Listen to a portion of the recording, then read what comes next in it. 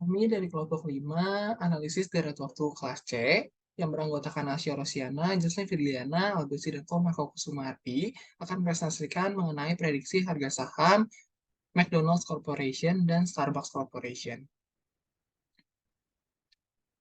Jadi pertama-tama harga saham itu dapat diprediksi karena berinvestasi pada saham itu cukup menantang karena harga saham yang berfluktuatif. Nah, fluktuasi sendiri dapat definisikan sebagai perubahan harga dikarenakan mekanisme pasar. Perubahan harga ini bisa merupakan kenaikan harga maupun penurunan harga. Dan kenaikan penurunan harga ini akan menentukan apakah investor bisa mendapatkan keuntungan atau justru mengalami kerugian. Agar lebih mudah mendapatkan keuntungan, saham itu akan diprediksi terlebih dahulu. Jadi, pergerakan harga saham ini merupakan data deret waktu, dan data deret waktu sendiri dapat dianalisis sehingga dapat membentuk suatu prediksi. Nah, untuk prediksi harga saham, kita bisa menggunakan beberapa metode. Salah satunya yaitu model ARIMA atau Autoregressive Integrated Moving Average. Di sini kita menggunakan model ARIMA karena model ARIMA dapat memprediksi untuk jangka waktu yang pendek dan menganalisa model yang dihasilkan.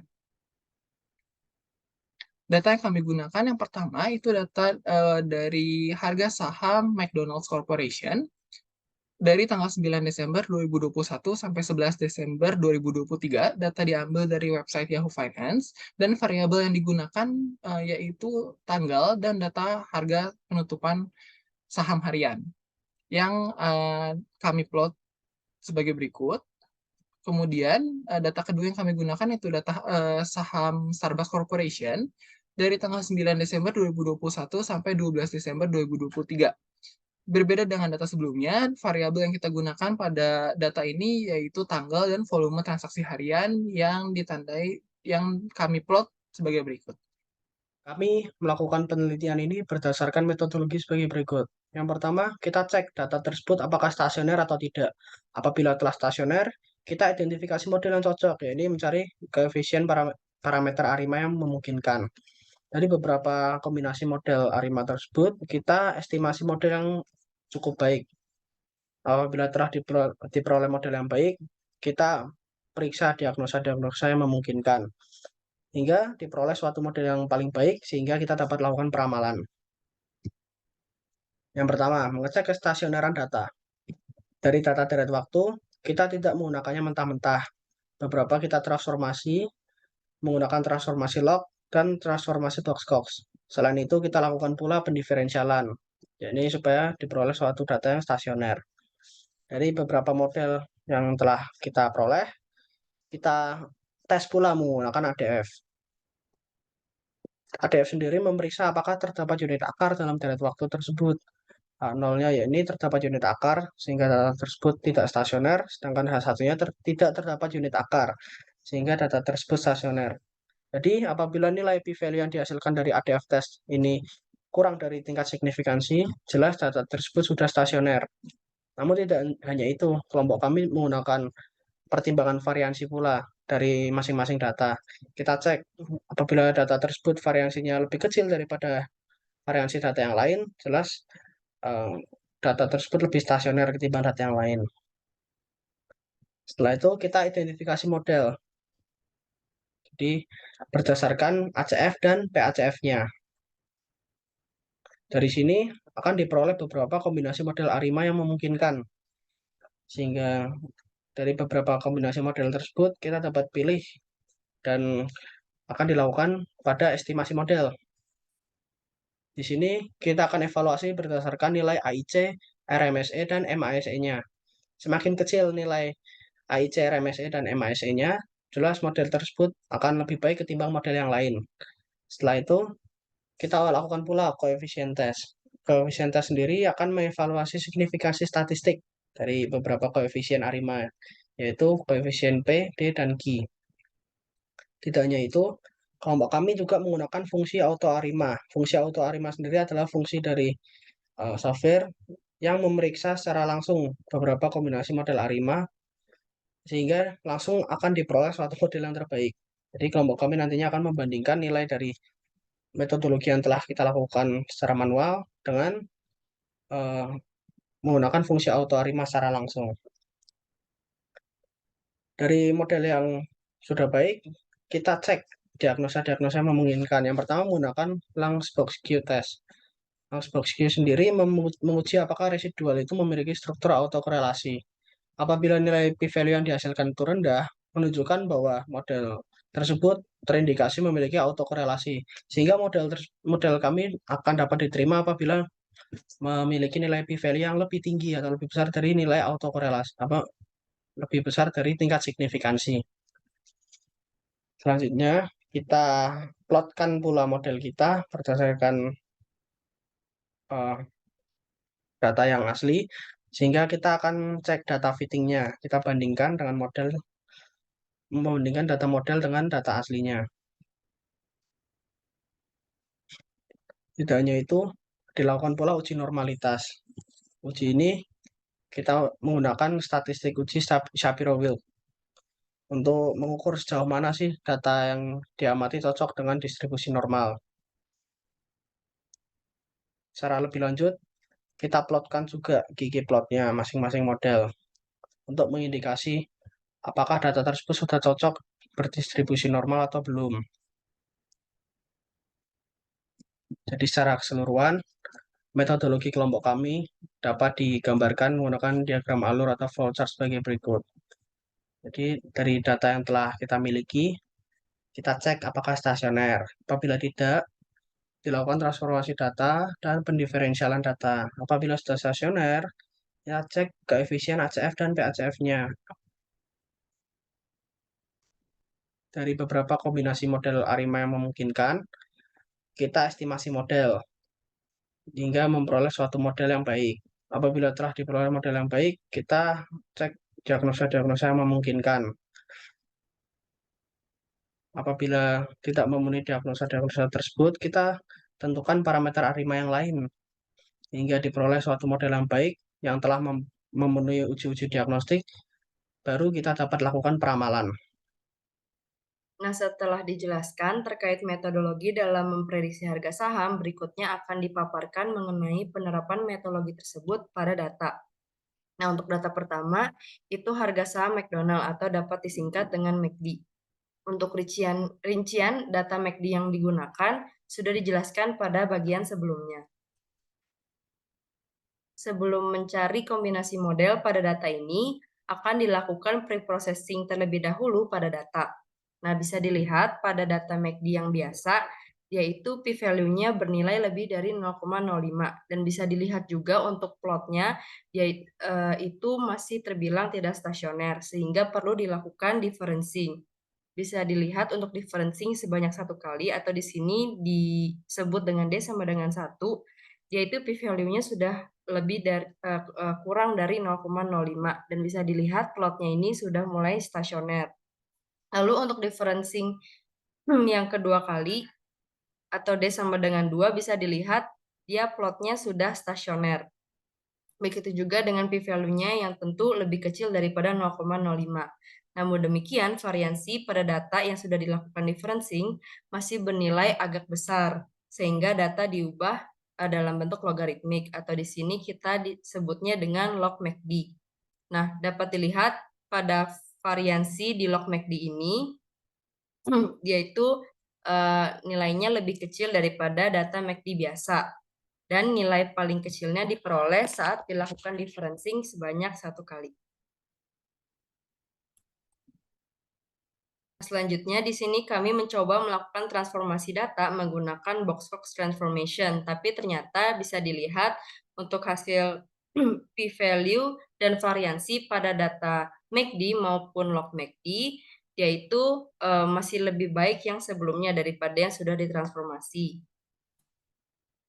Dengan demikian, hasil terbaik adalah ketika si data MACD-nya diubah dalam bentuk logaritmik dan dilakukan differencing sebanyak 1 kali atau D-nya sama dengan 1.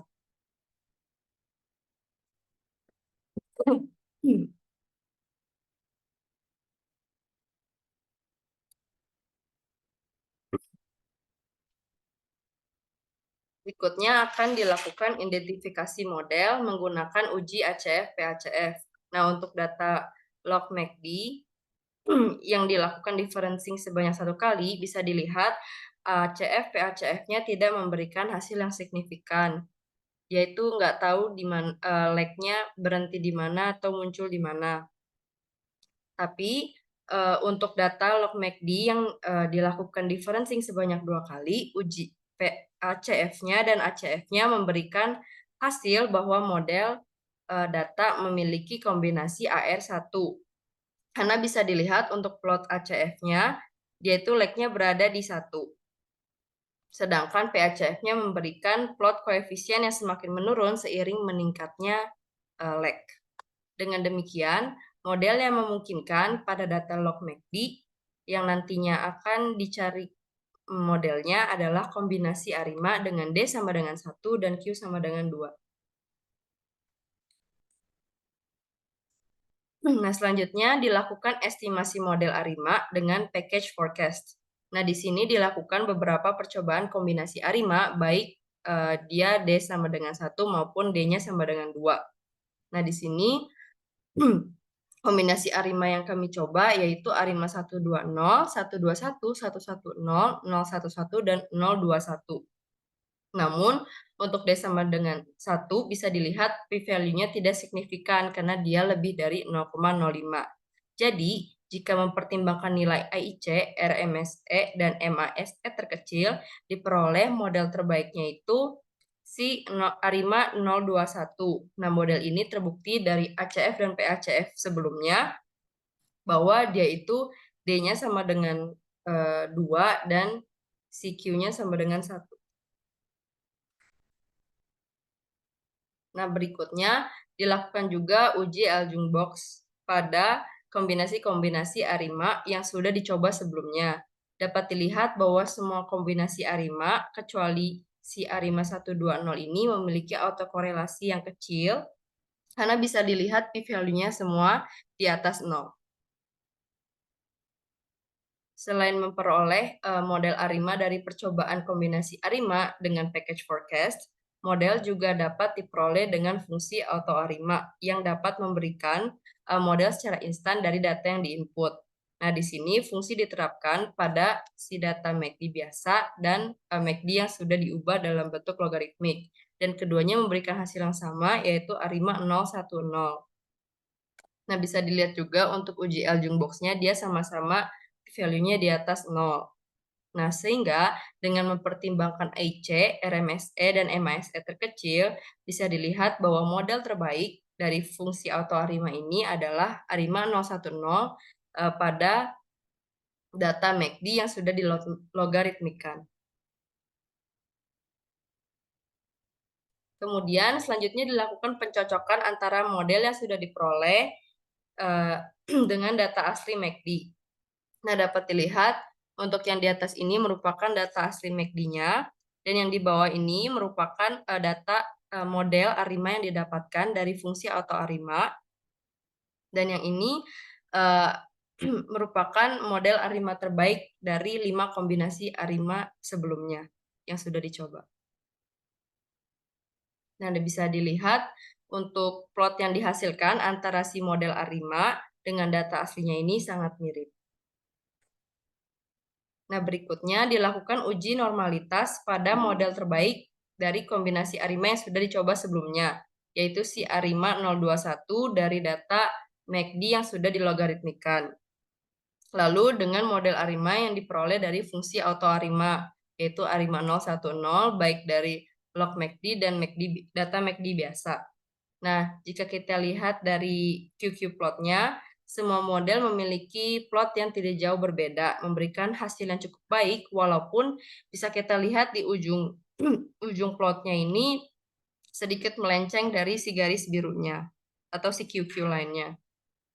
Nah, selain itu dilakukan juga uji Shapiro-Wilk pada ketiga model dan memberikan hasil seperti yang ada pada di slide. Nah, setelah melalui berbagai tahap untuk memperoleh model prediksi hasil saham MACD, diperoleh model terbaiknya itu ARIMA 010 karena mempertimbangkan nilai AIC, RMSE, dan MASE pada model ini itu ternyata lebih kecil daripada Arima 021. Dan bisa dilihat juga pada bagian sebelumnya, data dengan differencing sebanyak 1 kali itu sudah stasioner. Jadi kalau misalnya 2 kali ada kemungkinan si modelnya itu bisa overfitting. Nah, setelah memperoleh Arima 010 sebagai model terbaik, berikut diperoleh prediksi harga penutupan saham MACD selama beberapa hari ke depan. Nah, akan tetapi prediksi pada data MACD memberikan hasil yang lebih signifikan dibanding data MACD yang sudah dilogaritmikan, walaupun model terbaiknya diperoleh pada data MACD yang sudah dilogaritmikan.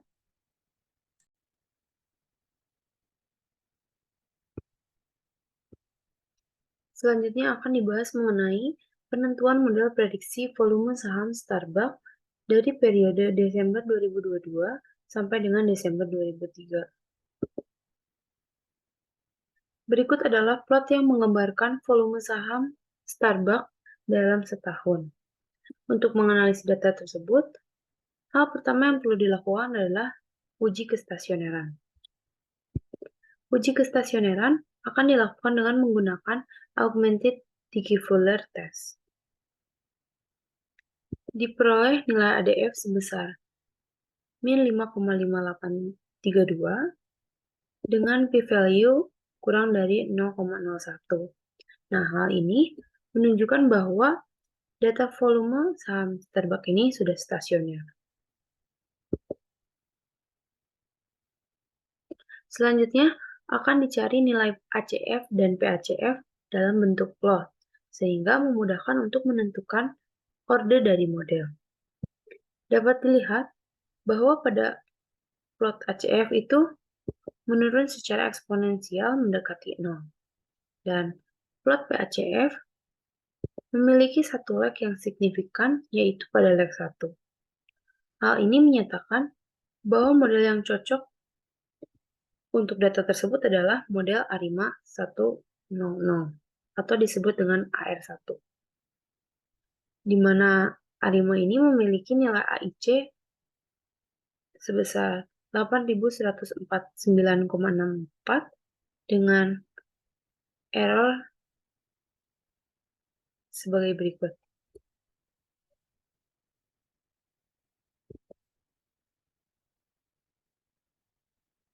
Namun akan dicoba terlebih dahulu menggunakan model lainnya, seperti model Arima 101, Arima 200, Arima 201, dan Arima 202. Nah, berdasarkan hasil di sini, kita lihat bahwa model yang memiliki nilai AIC terendah itu adalah model Arima 100. Sedangkan model yang memiliki error terkecil itu adalah model Arima 202. Untuk menentukan model terbaik yang akan dipakai untuk proses selanjutnya, dilakukan menggunakan proses auto Arima.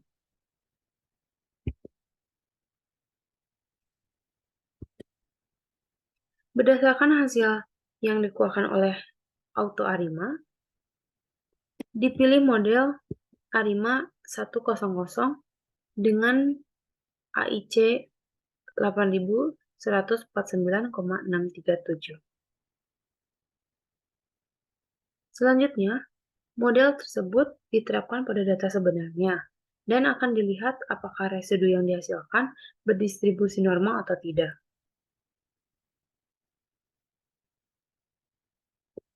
Sebelumnya, akan dicari autokorelasinya terlebih dahulu menggunakan box L-Jung test yang menyatakan bahwa residu dari model Arima 100 itu bersifat independen. Kemudian, dengan melakukan uji Lilliefors-Kolmogorov-Smirnov test dan hasil visualisasi dengan Kiki plot, dapat dilihat bahwa residual cukup mendekati distribusi normal karena kecenderungan pola yang dihasilkan cukup linear. Selanjutnya, akan divisualisasikan prediksi volume saham Starbucks untuk 50 hari ke depan.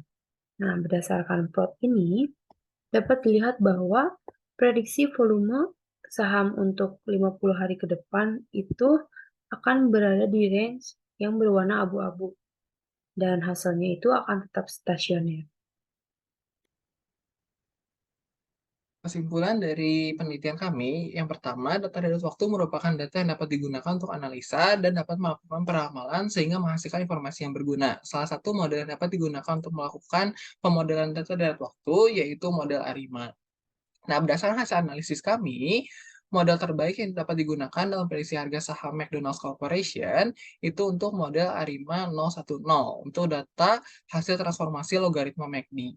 Sedangkan jika melihat hasil prediksi, model ARIMA 010 untuk data MACD menghasilkan prediksi yang lebih akurat atau lebih mendekati nilai sebenarnya. Sedangkan berdasarkan hasil analisa untuk prediksi volume saham Starbucks Corporation diperoleh model terbaik yaitu ARIMA 100. Sekian presentasi dari kelompok kami, terima kasih.